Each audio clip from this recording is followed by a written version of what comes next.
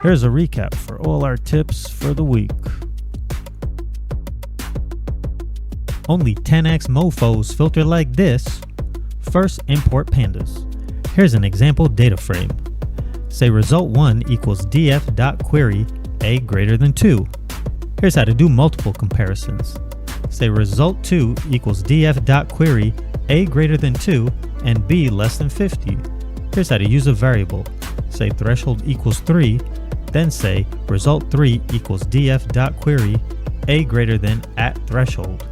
To filter for an exact match, say result4 equals df.query c equals c.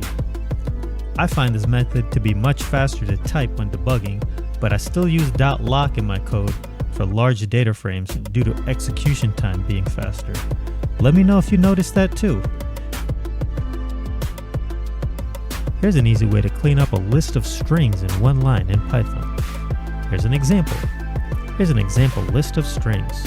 Let's say you want to remove the underscore number at the end of every string. Just say new list equals s.rsplit underscore comma 1, which splits the string into two strings on the first underscore from the right. Then take the first of the two strings by giving the 0 index.